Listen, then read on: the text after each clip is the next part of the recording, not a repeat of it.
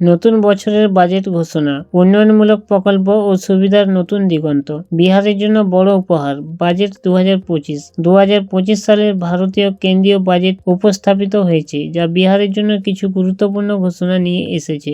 বিহার, যেটি কৃষি, শিক্ষা, স্বাস্থ্য ও অবকাঠামো উন্নয়নের ক্ষেত্রে কিছু গুরুত্বপূর্ণ পদক্ষেপের মাধ্যমে আগামী দিনে আরও উন্নতি করার পথে এগিয়ে যেতে চলেছে, সেই লক্ষ্যে কিছু বড় প্রকল্পের ঘোষণা করা হয়েছে। বিহারের মাখানা বোর্ড ও গ্রিনফিল্ড বিমানবন্দর। বিহারের কৃষিক্ষেত্রকে আরও উন্নত করতে মাখানা বোর্ড স্থাপন করা হবে। এই বোর্ডে কৃষকদের জন্য কেন্দ্রীয় প্রকল্পগুলির সুবিধা পেতে সাহায্য করবে। এর মাধ্যমে মাখানা উৎপাদনকারী কৃষকেরা সহজেই সরকারি সহায়তা ও পরামর্শ পেতে পারেন। তাছাড়া বিহারের গ্রিনফিল্ড বিমানবন্দর নির্মাণের ঘোষণা করা হয়েছে। এই বিমানবন্দর বিহারের আঞ্চলিক বিমান পরিবহনকে আরও শক্তিশালী করবে এবং রাজ্যটির অর্থনৈতিক উন্নতির জন্য গুরুত্বপূর্ণ ভূমিকা পালন করবে। মিথিলাঞ্চল অঞ্চলের খাল প্রকল্প। মিথিলা অঞ্চলের জন্য একটি বড় খাল প্রকল্প ঘোষণা করা হয়েছে। এই প্রকল্পটি কৃষি জলসেচ ব্যবস্থা উন্নত করবে এবং কৃষকদের কৃষিকাজের সুবিধা প্রদান করবে। আইআইটি পাঠনের সক্ষমতা বৃদ্ধি।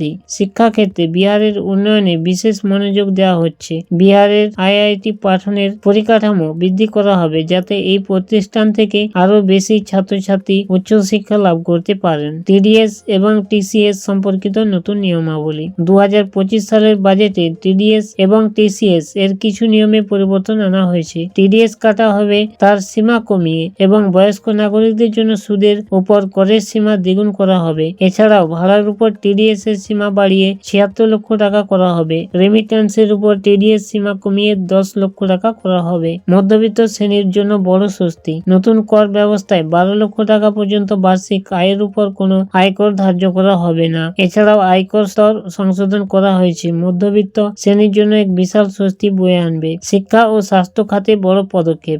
সরকার আগামী 5 বছরে 50,000 অটল টিঙ্কারিং ল্যাব সরকারি স্কুলে স্থাপন করবে। এর মাধ্যমে তরুণদের মধ্যে উদ্ভাবনী চিন্তাভাবনা এবং কৌতূহল বৃদ্ধি করবে। ভারত নেট প্রকল্পের আওতায় গ্রামীণ অঞ্চলের সকল সরকারি মাধ্যমিক এবং স্বাস্থ্য কেন্দ্রগুলিতে ব্রডব্যান্ড সংযোগ দেওয়া হবে। এছাড়াও 2025 থেকে 26 অর্থ বছরে 200টি ডে কেয়ার ক্যান্সার সেন্টার জেলা হাসপাতালে স্থাপন করা হবে। উদ্যোক্তাদের জন্য নতুন প্রকল্প। উদ্যোক্তাদের জন্য নতুন তহবিল গঠন করা হবে, যার মধ্যে 10,000 কোটি টাকা সরকারি অবদান থাকবে। এছাড়া মহিলা, এসসি, এসটি উদ্যোক্তাদের জন্য 5 লক্ষ টাকা পর্যন্ত ঋণ দেওয়া হবে। গিগ শ্রমিকদের জন্য বিনিয়োগ। গিগ শ্রমিকদের জন্য পরিচয়পত্র এবং ইশ্রম পোর্টালে নিবন্ধকরণ করার ব্যবস্থা করা হবে। এর মাধ্যমে 1 কোটি কর্মী প্রধানমন্ত্রী জন আরোগ্য যোজনার আওতায় স্বাস্থ্য সেবা পাবেন। কৃষি খাতে উন্নয়ন। কৃষকদের জন্য 100টি নতুন প্রকল্প। কৃষকদের জন্য 100টি নতুন কৃষি জেলা গঠন করা হবে। কৃষকদের ফসল বৈচিত্র্যকরণ এবং